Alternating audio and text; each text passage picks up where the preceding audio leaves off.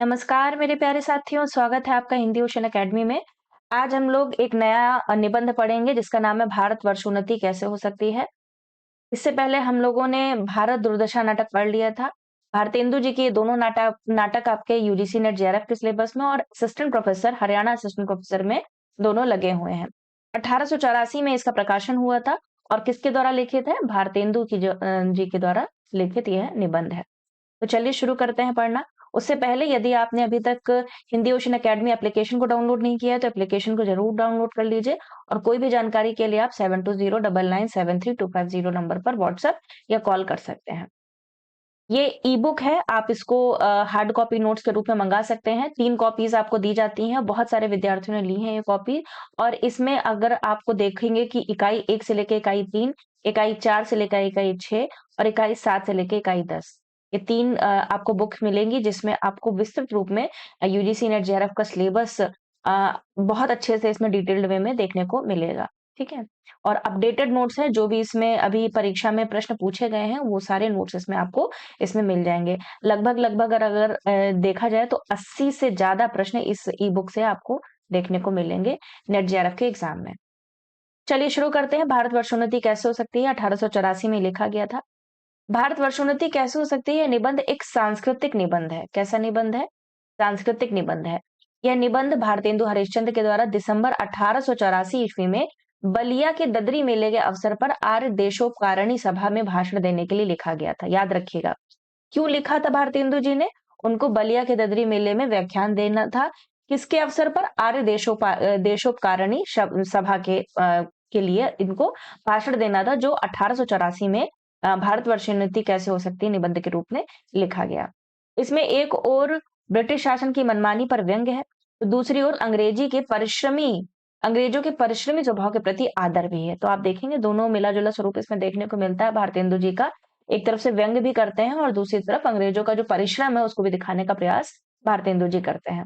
बाद में हालाँकि इनका ये जो सपना है वो टूट भी जाता है कि किस प्रकार से अंग्रेज केवल छलने के लिए आए थे भारत और उनका कोई वैसा परोपकारी वाला कोई उद्देश्य नहीं था। भारतेंदु ने आलसीपन, समय के अपव्यय आदि कमियों को दूर करने की बात करते हुए भारतीय समाज की रूढ़ियों और गलत जीवन शैली पर भी प्रहार किया है। ठीक है? तो आप जब पूरा निबंध पढ़ते हैं, ज़्यादा नहीं, 3 से 4 पेज का निबंध है, आराम से आप इसको एक बैठक में पढ़ लेंगे। जनसंख्या नियंत्रण, श्रम की महत्ता, आत्मबल और त्याग भावना को भारतेंदु ने उन्नति के लिए अनिवार्य माना है। इसके लिए क्या-क्या अनिवार्य माना है भारतेंदु जी ने उन्नति के लिए? जनसंख्या निरंतरण नियंत्रण, श्रम की महत्ता, आत्मबल, भावना को भारतेंदु जी ने उन्नति के लिए अनिवार्य माना है और अत्यंत प्रेरक ढंग से इसे व्यक्त भी किया है। जब आप पूरा निबंध पढ़ते हैं ना, हालाँकि मैंने पूरा निबंध आपको पढ़ाया भी हुआ है, एप्लीकेशन डाउनलोड कर लीजिएगा, आपको मिल जाएगा। भारतवर्षोन्नति कैसे हो सकती है, निबंध की समीक्षा देखते हैं। यह निबंध नवोदित हरिश्चंद्र का, याद रखिएगा, किस पत्रिका में छपा था ये निबंध? बहुत इंपॉर्टेंट है। हरिश्चंद्र का पत्रिका थी, भारतेंदु जी द्वारा निकाली जाती थी। 3 दिसंबर 1884 ईस्वी में लिखा गया था। किस अंक में ये प्रकाशित हुआ था? 11वें अंक के व्याख्यान के रूप में ये प्रकाशित हुआ था। बहुत सारे प्रश्न यहाँ से बन सकते हैं कि किस पत्रिका में प्रकाशन हुआ? तो हरिश्चंद्र पत्रिका में। कब प्रकाशित हुआ? प्रकाशन काल इसका क्या है? 1884। किस अंक में? तो 11वें अंक में। ठीक है? और किस अवसर पर? आर्य देशोपकारिणी सभा में भाषण देने के लिए लिखा गया था। कौन-सा मेला था? तो बलिया का ददरी मेला था। ठीक है? ये पॉइंट्स हम लोगों ने इस स्लाइड से देख लिए।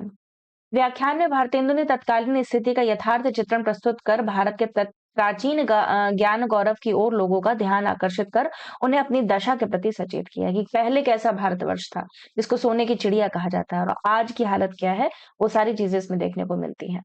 उनके इस भाषण में उनकी चिंता भावना का निचोड़ आ गया है। इस निबंध में उन्होंने समाज सुधार, आर्थिक स्वनिर्भरता, सामाजिक एकता, राजनीतिक प्रगति, स्त्री जागरूकता आदि की बात की है। तो बहुत सारे इसमें कीवर्ड्स देखने को मिलते हैं। समाज सुधार की बात करते हैं, आर्थिक स्वनिर्भरता की बात करते हैं, चाहे वो स्त्री हो, चाहे वो पुरुष हो, सामाजिक एकता की बात करते हैं, राजनीतिक प्रगति की बात करते हैं, स्त्री जागरूकता आदि की बात इस निबंध के माध्यम से भारतेंदु जी करते हैं। भारत की तत्कालीन दशा और भारतवासियों के आलसी पने पर टिप्पणी करते हुए भारतेंदु लिखते हैं, किसी देश में भी सभी पेट भरे हुए नहीं होते।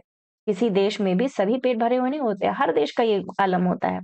किंतु वे लोग जहाँ खेत जोतते-बोते हैं, वहीं उसके साथ यह भी सोचते हैं कि ऐसी और कौन-सी नई कल या मसाला बनाएँ, जिसमें इस खेती में आगे से दूना अनाज उपजे। ठीक है, तो एक उदाहरण स्वरूप बताते हैं कि उम, हर देश में कुछ ना कुछ ऐसा होता है कि किसी-किसी के पेट खाली रह जाते हैं, लेकिन फिर भी ये विचार करते हैं वो लोग और सोचते भी हैं कि ऐसी कौन-सी कल, है ना, कारखाना लगाएँ या मसाला बनाएँ, जिससे खेती करते समय दुगना अनाज उग जाए।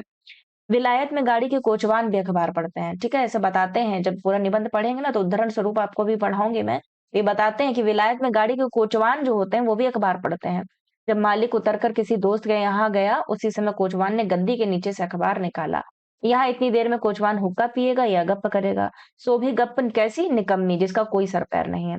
वहाँ के लोग गप्प में भी देश के प्रबंध छाँटते हैं। Very important line. कहाँ के? विदेश में। वहाँ के लोग गप्प ही में देश के प्रबंध छाँटते हैं। मतलब मैनेजमेंट की बात करते हैं, प्रबंध की बात बात करते हैं, आर्थिक रूप से चीज़ों की बात करते हैं। वहाँ के लोगों का यह सिद्धांत है कि एक क्षण भी व्यर्थ ना जाए। उसके बदले यहाँ के लोगों को जितना निकम्मापन हो उतना ही बड़ा अमीर समझा जाता है। क्या होता है ना, हम तो आराम से जीवन जी रहे हैं, हमें तो कुछ करना नहीं पड़ रहा है। तो अपने आप को बहुत बड़ा अमीर समझते हैं, बहुत ही धनवान समझते हैं। निकम्मेपन के ऐसे वातावरण वातावरण में किसी देश जाति की उन्नति के लिए कितने घोर परिश्रम की आवश्यकता होगी, भारतेंदु के आगे यह एक चुनौती से कम ना था। भारतेंदु जनता को तमाम अंधविश्वासों से ऊपर उठाना चाहते थे। उन्होंने किसी के मुँह जोहने और किसी पंडित के उपदेश में नहीं है। वे इसे स्पष्ट करते हुए लिखते हैं, वो कहते हैं कि उन्नति किसी के पंडित को दिखाने से नहीं होगी, उनके उपदेशों से नहीं होगी। वो कहते हैं कि भाइयों, राजा-महाराजाओं का मुँह मत देखो। मत यह आशा रखो कि पंडित जी कथा में ऐसा कोई उपाय भी बतलावेंगे कि देश का रुपया और बुद्धि बढ़े। तुम आप ही कमर कसो, आलस छोड़ो। कब तक अपने को जंगली मूर्ख बोधे डरपोक ने पुकरवाओगे? दौड़ो उस इस घुड़दौड़ में जो पीछे पड़े तो फिर कहीं ठिकाना नहीं है। लेकिन लेखक आलस्य और प्रमाद छोड़कर जातीय उन्नति के लिए आत्मनिर्भरता का पाठ पढ़ा रहा है। बिना आत्मनिर्भर हुए किसी जाति की उन्नति ना हुई है, ना हो सकती है। और इसके लिए स्वयं को ही आगे आना पड़ेगा, कर्म को जीवन बनाना पड़ेगा। लेखक यही चाहता है। किसी भी तरह की उन्नति बलिदान मांगती है। यह बैठे-ठाले का काम नहीं है कि आप हाथ पर हाथ धरे बैठे रहो, गहरी नींद सोते रहो और नियति आपको सारे सुख देती जाए। उन्नति विकास के लिए आगे आना पड़ता है, लड़ना पड़ता है, ज़रूरत पड़ने पर अपना सर्वस्व न्यौछावर करना पड़ता है। भारतेंदु आगे लिखते हैं कि जो लोग अपने को देश हितैषी बताते हों, वह अपने सुख को होम करके, अपने धन और मान का बलिदान करके कमर कस के उठो। मतलब मोटिवेट करते हैं, प्रेरणा देते हैं भारतेंदु जी युवा वर्ग को। भारतेंदु जी प्रस्तुत निबंध में एक जाति की हिचक को, भय को दूर करके उसके अंग्रेजी हुकूमत से दो-दो हाथ करने के लिए एक नई जीवन शक्ति दे रहे हैं। अंग्रेज शासन के विरुद्ध खड़े होने हेतु जातीय एकता की परम आवश्यकता थी। है ना? एकजुट होना बहुत ज़रूरी था अंग्रेजों के खिलाफ, अंग्रेजों के विरुद्ध। धर्म, मत, बिरादरी निर्विशेष होकर ही ब्रिटिश शक्ति का मुकाबला किया जा सकता है। अभी जैसे हाल ही में आप देख रहे थे कि हम धर्म-धर्म करते रहे, मतलब जात-पात करते रहे और उसी में ही धर्म से ही काम हो गया। है ना? जो पहलगाँव में अटैक हुआ था। तो धर्म, मत, बिरादरी विशेष होकर इन सबको ये विशेष मत बनाइए अपने जीवन में, निर्विशेष हो जाइए इन सब चीज़ों से। तभी हम ब्रिटिश शक्ति का मुकाबला कर सकते हैं। क्योंकि तब तो ब्रिटिश राज्य था ना भारत में। इसलिए भारतेंदु अपील करते हुए लिखते हैं कि वैष्णव, शाक्त इत्यादि नाना प्रकार के मत के लोग आपस का बैर छोड़ दें। यह समय इन झगड़ों का नहीं, हिंदू, जैन, मुसलमान सब आपस में मिलिए। तो किन-किन जातियों का यहाँ पर व्याख्यान करते हैं? हिंदू, जैन और मुसलमान। ठीक है? याद रखिएगा इन तीनों का विशेष रूप से भारतेंदु जी अपने निबंध में अ, इन धर्मों का धर्मों को लिखते हैं, क्योंकि हो सकता है प्रश्न ऐसे ही बन जाते हैं ज़्यादा डीप में कि इनमें से कौन-सी जाति का नाम नहीं आया है इस निबंध में, है ना? तो हिंदू भी आया है, जैन भी आया है, मुसलमान भी आया है। जाति में कोई चाहे ऊँचा हो या नीचा हो, सबका आदर कीजिए।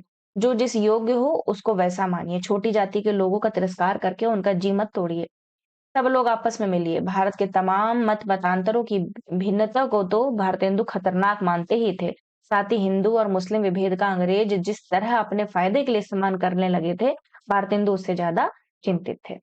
हिंदू और मुसलमानों की तुलना उन्होंने एक ही घर की सदस्य यानी जिठानी और देवरानी की तरह करते हुए उन्होंने इन्हें घर में आग लगाने वाली अंग्रेज जाति के प्रति सचेत किया और कहा कि घर में आग लगे तब जेठानी देवरानी को आपस का डाह छोड़कर एक साथ वह आग बुझानी चाहिए। मतलब अंग्रेज तो बाहर ही है ना? और देवरानी जेठानी किसको बोला है? भारत और मुसलमान, मतलब हिंदू और मुसलमान को। ठीक है? तो ये डाह छोड़ देना चाहिए, आपस का बैर छोड़ देना चाहिए, ऐसा भारतेंदु जी कहते हैं। भारत की उन्नति के लिए जाति एकता बहुत जरूरी थी। भारतेंदु इस निबंध में इस बात पर बार-बार बल देते हैं। पर अंग्रेज जिस आर्थिक शोषण के जरिए भारत को खोखला किए जा रहे थे, वह कोई कम चिंता वाली बात ना थी। भारत को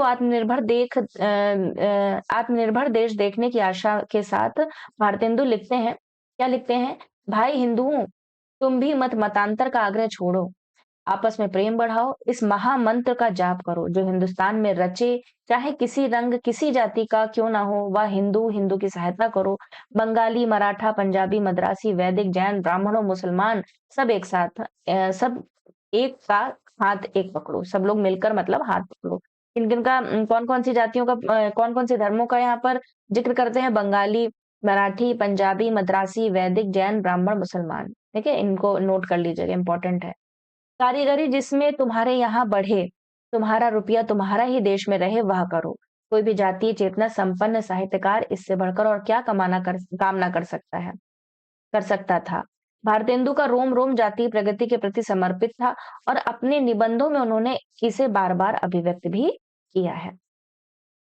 आगे कहते हैं कि हमारे देश में प्रचलित त्योहार, व्रत, नियम आदि समाज धर्म है, परंतु बदलती हुई परिस्थितियों और समय के अनुसार इनमें भी परिवर्तन की आवश्यकता है। हमारे पूर्वजों ने जो नियम बनाए थे, उनका आशय ना समझ उन्हीं की उत्तराधिकारी पीढ़ी ने अपनी सुविधा और स्वार्थ पूर्ति के लिए मनमाने नियम और धर्म बना लिए हैं। मतलब ऐसा कोई नियम नहीं था जो आज की डेट में देखने को मिलते हैं कहीं कहीं किसी किसी जाति विशेष में। ठीक है, तो उन्होंने अपनी स्वार्थ पूर्ति के लिए ऐसे धर्म और नियम कानून बनाए थे। ऐसे सभी नियमों और धर्मों के पुनर्निरीक्षण की आवश्यकता है जिससे सच्चाई की पहचान की जा सके। ऋषि मुनियों ने नियमों और धर्मों को क्यों बनाया है, इसकी हमें वैज्ञानिक खोज करनी चाहिए और उनमें से जो बातें हमारे समाज और देश के लिए उपयोगी हों, उन्हें ग्रहण कर लेना चाहिए।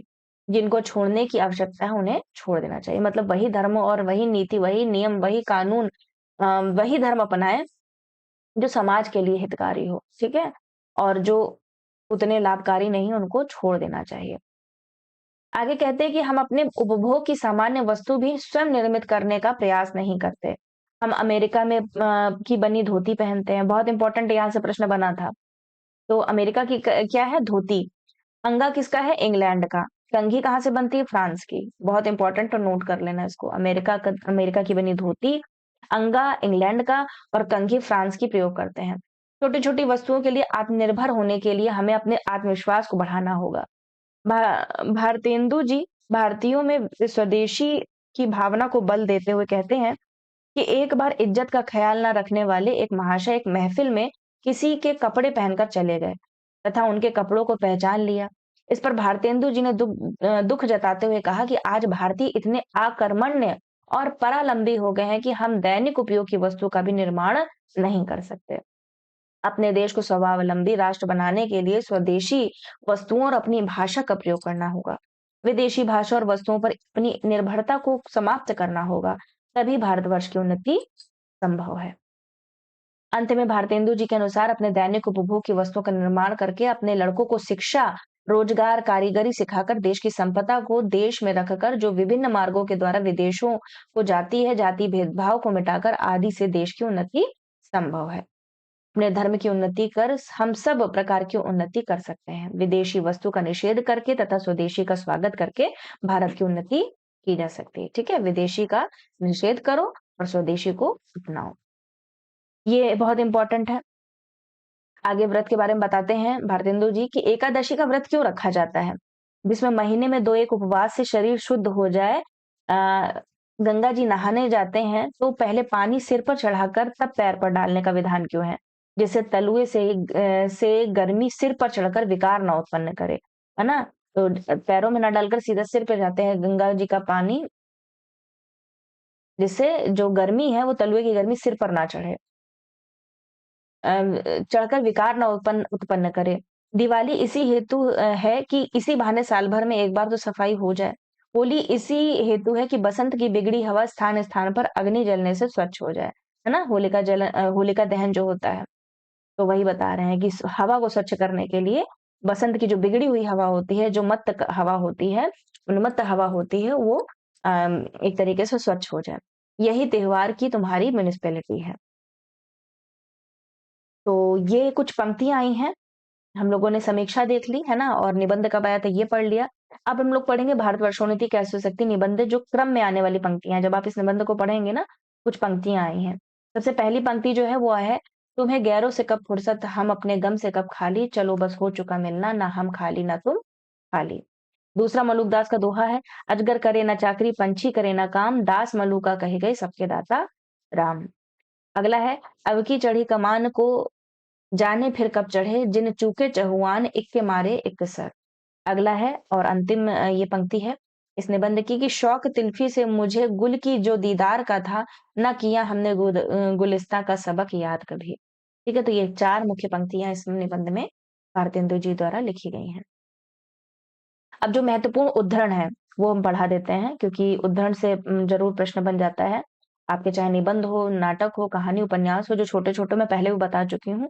इतने टेक्स्ट हैं उनको पढ़ लीजिए, चाहे कहानियाँ हों, चाहे निबंध हो, चाहे नाटक हो या फिर अन्य गद्य विधाओं में जो गद्येतर जो कहानियाँ लगी हुई हैं, जैसे जामुन का पेड़ हो गया, है ना? और भोला राम का जीव हो गया। ठीक है? इन दोनों को तो आप पढ़ ही डालिए क्योंकि बहुत छोटी है। ऐसी ठकुरी बाबा भी है, वो भी बहुत छोटी रचना है, उसको भी पढ़ सकते हैं आप। माटी की मूर्तें केवल 12 रेखा चित्र हैं। एक-एक रेखा चित्र भी उठाएँगे तो भी आराम से पढ़ लेंगे 12 दिन में, है ना?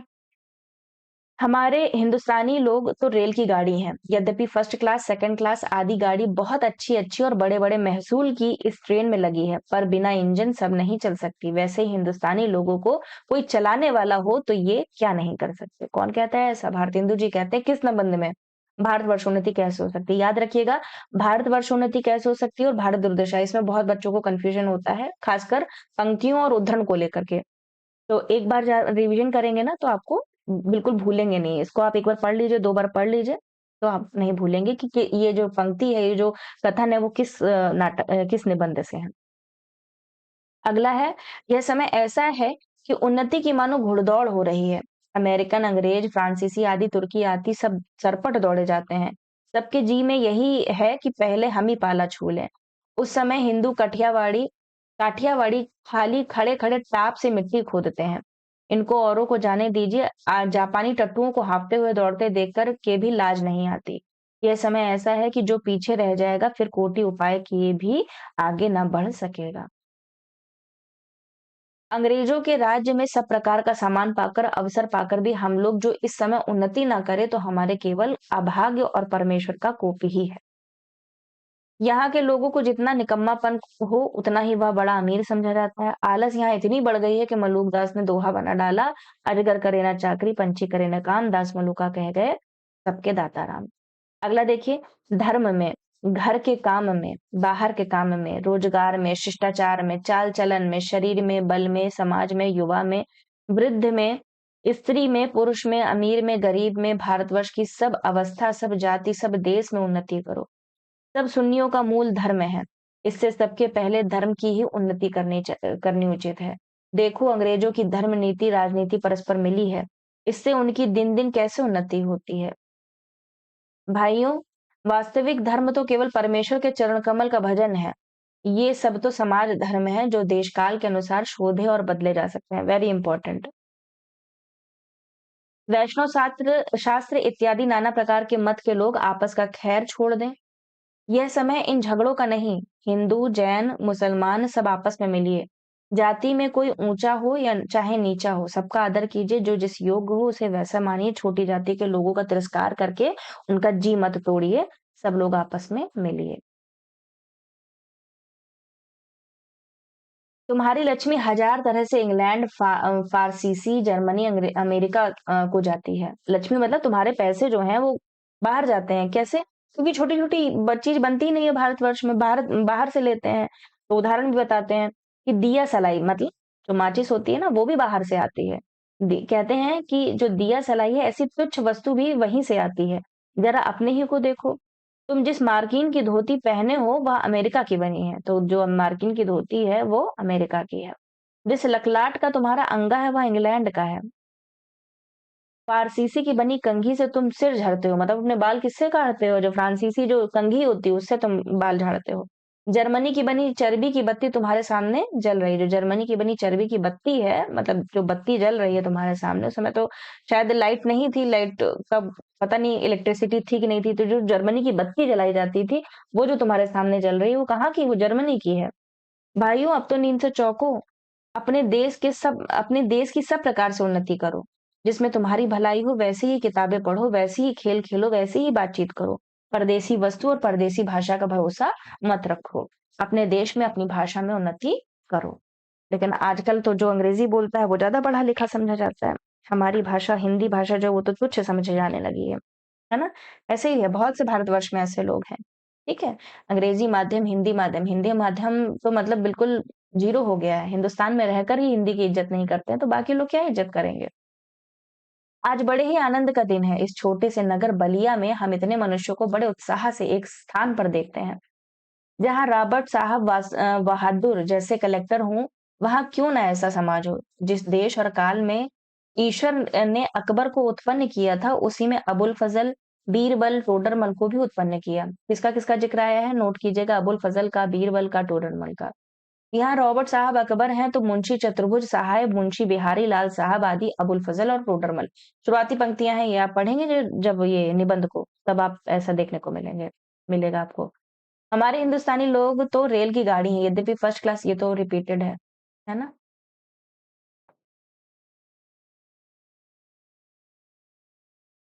तो हिंदुस्तान की साधारण प्रजा की दशा यही है, गए हम। भगवान कहते हैं कि पहले तो मनुष्य जन्म ही बड़ा दुर्लभ है, सो मिला तो उस पर भी गुरु की कृपा और मेरी अनुकूलता। इतना सामान पाकर भी जो मनुष्य इस संसार सागर के पार ना जाए, उसको आत्महत्यारा कहना चाहिए। वही दशा इस समय हिंदुस्तान की है। अंग्रेजों के राज्य में सब प्रकार का सामान अवसर पाकर भी हम लोग जो इस समय पर उन्नति ना कर सके, ना करे, तो हमारा केवल अभाग्य और परमेश्वर का कोप ही है। सास के अनुमोदन से एकांत रात में सोने रंगमहल में जाकर भी बहुत दिन से जिन प्राण से प्यारे परदेसी पति से मिलकर छाती ठंडी करने की इच्छा थी, उसका लाज से मुंह भी ना देखे और बोले भी ना, तो उसका भाग्य ही है। वह तो कल फिर परदेश चला जाएगा। वैसा ही अंग्रेजों के राज्य में भी जो हम कुएं के मेढक काट के उल्लू पिंजड़े के गंगाराम हो रहे, तो हमारी कमबख्ती फिर कमबख्ती ही है।